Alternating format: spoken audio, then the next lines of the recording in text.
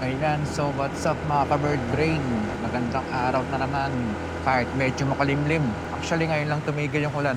Kaya ngayon lang ako nakapag-content. Ayun, pag-usapan natin yung regarding sa microphone ko guys. Dahil meron tayong good news. Pinalitan ni Rode yung microphone ko.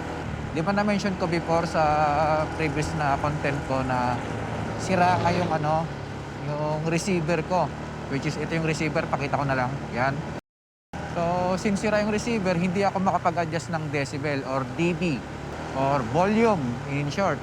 Yung volume ng pagpasok ng boses ko sa microphone. So, pwedeng basag, pwedeng mahina, so pwedeng sobrang lakas or normal. As of now, tinitesting ko pa lang yung bagong palit. So, hindi ko pa alam kung tama ba itong dB na naset ko. Pero ang importante sa akin, pwede ko na siya palitan anytime. Ayan. So, ikot-ikot tayo, testing tayo sa mga mahangin na lugar, maingay na lugar. At the same time, itong boses ko. Medyo pigil yung salita ko ngayon kasi parang nasasakal yung lalamunan ko. Ang sikip ng helmet ko. Wait lang, ayusin ko lang. So, ayun nga, no. Ang nangyari is, as of July 8, nagbakasakali ako pinagbilhan ko, which is si JG Superstore. Doon ako bumili. So, nagbakasakali lang ako na baka pwede nilang ayusin. So, inisip ko lang na baka sira lang yung battery, kaya hindi gumagana yung receiver ko or baka overheat, something like that. So, nung nag-chat nga ako, sabi nila, check natin, baka pasok pa sa warranty yan. So, ako naman nakaisip na baka hindi napasok sa warranty kasi tagal na eh. Parang 2021 ko pa nabili sa kanila to.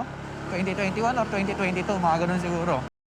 Then, so, yun na nga, chinat ko si JG Superstore and then hinanapan nila ako ng detalye ng aking in-order. So, sabi nila, pahingi daw ako ng order number. So, wala akong mabigay kasi nga natapon ko na yung box eh. So, wala akong mabigay sa kanilang order number. Then, ang nangyari, sabi ko, lagi naman ako bumibili sa inyo ng mga accessories before. So, may record ako dyan. Pacheck na lang po.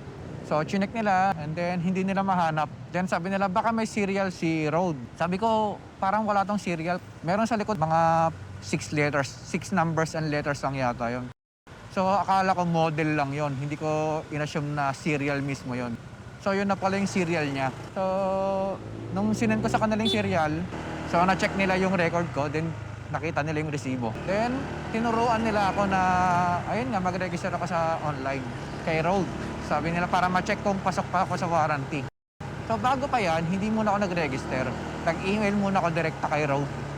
Nagpakasakali ako na ganito, ganyan. Then nagre-reply sila, ang bilis mag-reply. Kahit email yun guys, parang ka-chat yung kausap mo. Ang sipag mag-reply. Ang dami nilang nagre-reply.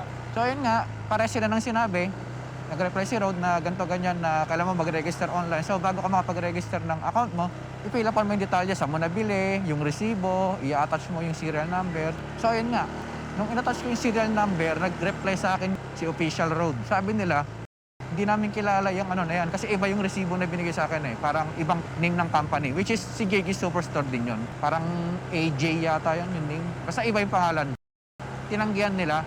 Then later on, may sumundot sa email, parang yun yung partner nila sa Pinas. Na sabi nila, sige okay na yan. Then sagawa sila ng step na ganito nga ang proseso. Dalhin mo yan kay sa pinagbilan mo, which is kay JG Superstore. Dalhin mo lahat ng accessories, mga box, mga warranty, ganyan, resibo. Then yun na nga, sinabi ko na nawawala na yung box, na tapon na. Then, maya-maya, mga ilang lang, nag-reply sila ulit na okay lang daw yon. Sabi ko, doon ako nabunutan ng tinik na okay lang kahit walang box. Even yung resibo na wala sa akin yung physical receipt, okay lang daw.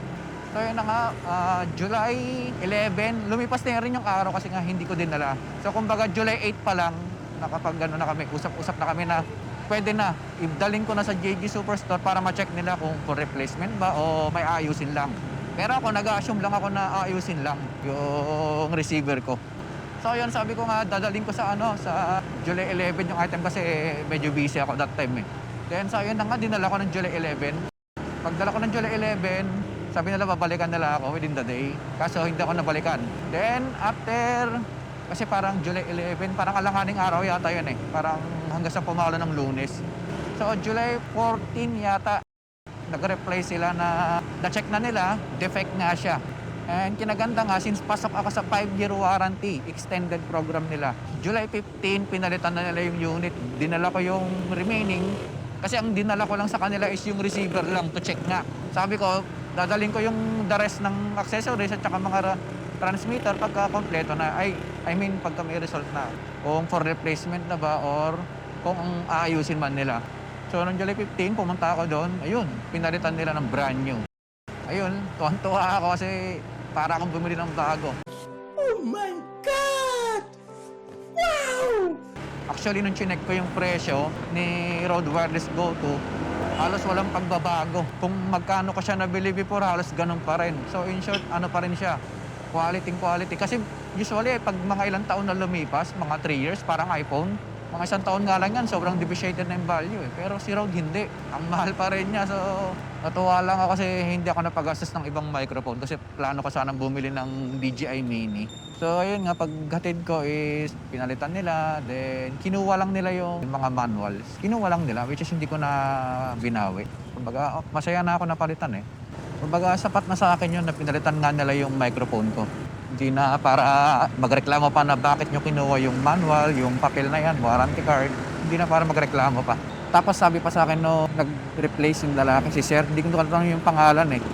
Sabi niya, actually meron ka silang customer, 10 years na yung item ni Rode.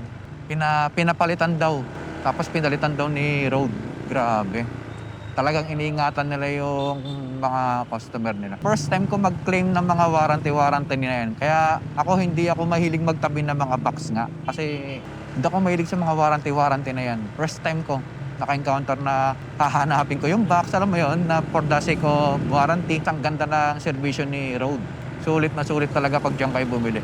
Sa nga pala, in case na magka-interest kayo sa mga kagaya ng Rode na binili ko or mga any accessories ng camera, computer, anything na technology, camera mount or lens, marami yan si JG Superstore. Diyan ako bumibili ng mga gamit ko, yung mga pang-stream ko diyan ko binili before. So hindi to sponsored guys. Natutuwa lang ako sa kanila kasi alam mo yon, suki nila ako tapos ang ganda pa ng serbisyo. So kung bibili kayo, ito yung nila, yung website nila. Or yung link, ito yung Shopee link nila. Ko-comment ko na lang sa link description. So yun lang naman guys, natutuwa lang kasi ako pwede ko nang ma-adjust yung TV ng microphone ko. So makakapag-record na ako na maayos nang hindi basta-basta nababasag. Kasi hindi natin maiwasan eh, biglang taas yung boses, sobrang ingay ng lugar. So ngayon pwede ko na siya i-adjust. So hanggang dito na mga ka-bird brain. So sana kahit papaano makatulong itong video na to sa mga mahilig bumili ng mga camera accessories, mga microphone, mga computer gadgets. Sana makatulong itong video na to. Hanggang sa muli mga ka-bird brain.